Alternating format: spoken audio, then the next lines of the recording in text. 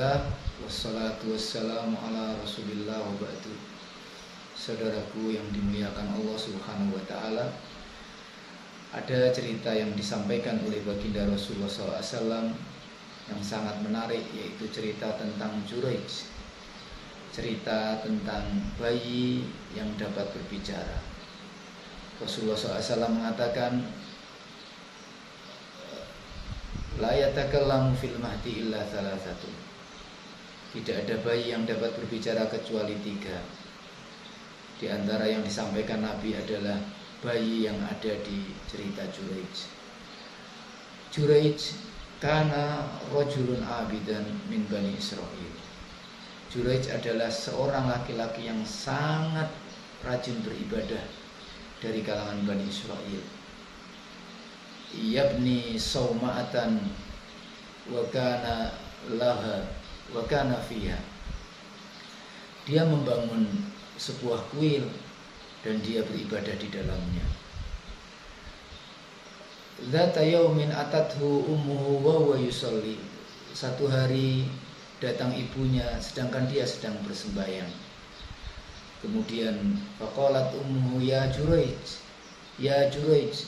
Ibunya datang dan memanggil, wahai Juraij, keluarlah, aku ibumu.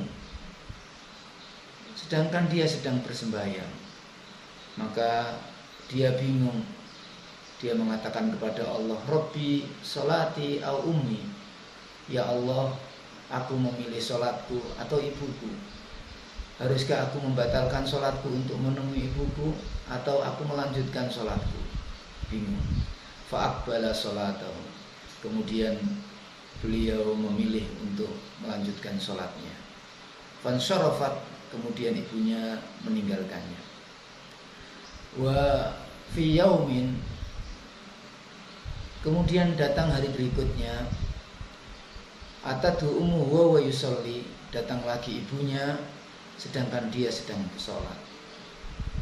Kemudian faqalatu ummuhu ya Juraij, ukhruj ana ummuk. Wahai Juraij, keluarlah, aku adalah ibumu. Wa yusalli waqal Rabbi sholati au ummi. Ya Allah, sholatku atau ibuku. Fa'aqbala sholatahu. Kemudian dia melanjutkan sholatnya. Kemudian di hari yang ketiga ibunya datang kembali. Dia memanggil ya Juraij. Kemudian wa yusalli, sedangkan dia sedang sholat. Dia mengatakan kepada Allah, Rabbi sholati wa ummi, sholatku atau ibuku. Fa'aqbala sholatahu. Tetapi Juraij melanjutkan sholatnya. Ibunya saat itu kecewa dan marah, berdoa kepada Allah subhanahu wa ta'ala, Allahumma la tumithu hatta yangdura ila wujuhil mumithat. Ya Allah, jangan matikan Juraij sebelum dia melihat wajah-wajah wanita berzina. Akhirnya ibunya kembali, fansorofat, ibunya kembali. Dan suatu hari tadzakaro rijal min Bani Israil. Ada seorang ahli maksiat dari Bani Israil. Beberapa orang dari Bani Israil sedang ngobrol-ngobrol, menyebut-nyebut tentang Juraij dan terheran-heran dengan begitu ahli ibadahnya beliau. Kemudian datang lagi seorang pelacur yang sangat cantik. Dia mengatakan kepada para laki-laki tadi yang ahli maksiat tadi, jika engkau menghendaki, aku bisa untuk menggoda Juraij, untuk merusak Juraij.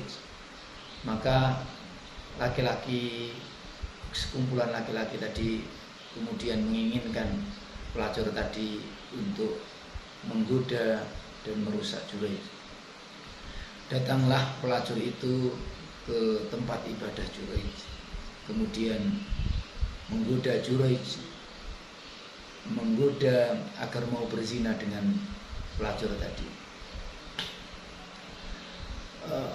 Walam yaltafit ilaiha, tetapi Juraij tidak sedikit pun menoleh kepadanya, tidak tergoda, dan Allah subhanahu wa ta'ala menjaganya.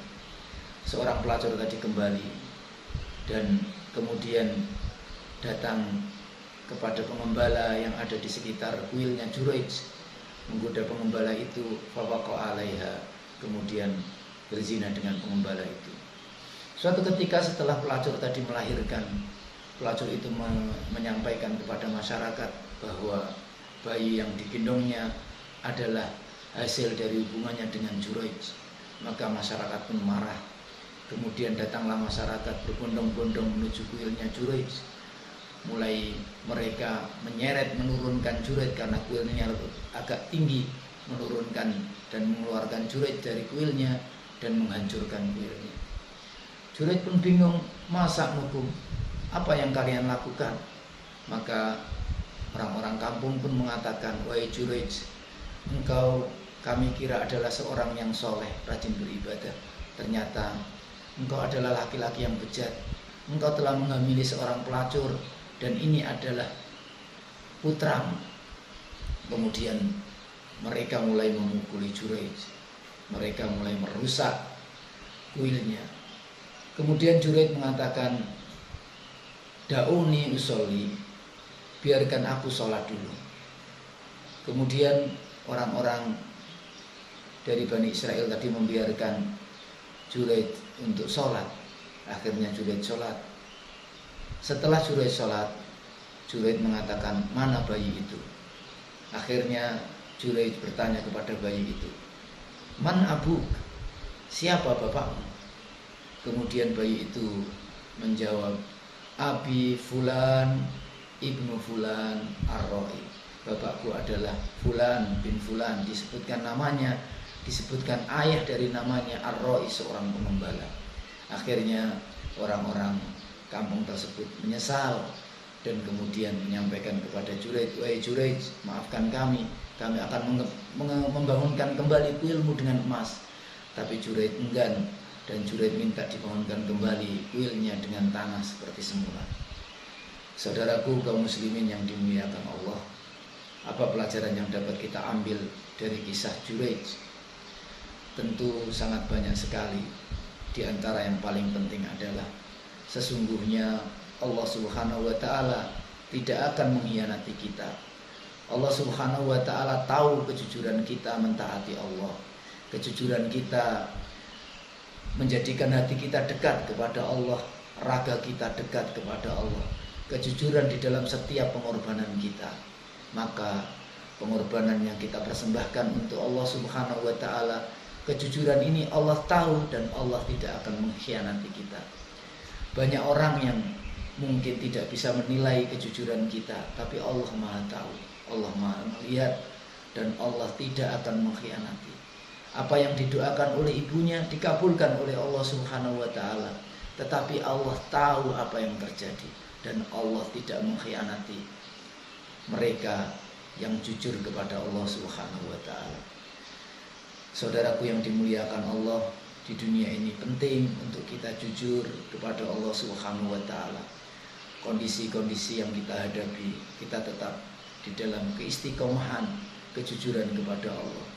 Manusia boleh menilai kita sesuai dengan apa yang mereka lihat, tapi yakinlah bahwa Allah Subhanahu wa ta'ala akan membalas penilaiannya. Allah akan jujur, Allah tidak akan berkhianat dengan apa yang sudah kita perjuangkan untuk Allah Subhanahu wa ta'ala. Kemudian di antara pelajaran yang dapat kita ambil juga bahwasanya ta'arraf ilallah fir raha ya'rifka fis siddah. Ingatlah Allah, kenalilah Allah Subhanahu wa ta'ala di masa lapangmu, di saat engkau bahagia, di kelapangan hidupmu, di saat engkau senang. Allah akan tahu dirimu, Allah akan dapat mengenalimu di saat engkau susah, di saat engkau sedang bermasalah, di saat kesedihanmu, di saat engkau gundah, di saat engkau takut. Allah akan mengenalimu, Allah akan mengetahuimu. Ini adalah ma'rifah khosah dari Allah Subhanahu wa ta'ala. Allah tahu apapun yang terjadi, engkau ingat Allah atau engkau tidak ingat Allah, Allah mengetahuinya. Tetapi jika engkau mengingat Allah di dalam kebahagiaanmu, di dalam kelapanganmu, Allah Subhanahu wa ta'ala akan mengenalimu di saat engkau di dalam kesempitan, di saat engkau dalam kesedihan. Maksudnya adalah ma'rifah khasah, Allah akan menolongmu, Allah ada bersamamu di saat kondisi seperti itu. Saudaraku yang dimuliakan Allah, ingatlah itu. Allah tidak akan mengkhianati kejujuran kita, dan Allah akan mengenali kita di saat kita ada masalah, di saat kita takut, di saat kita sedih, dikala kita mengenali Allah Subhanahu wa ta'ala, pandai mencari muka di depan Allah Subhanahu wa ta'ala di kelapangan kita. Mudah-mudahan bermanfaat. Subhanaka Allahumma bihamdika asyhadu an la ilaha illa anta astaghfiruka wa atubu ilaik. Assalamualaikum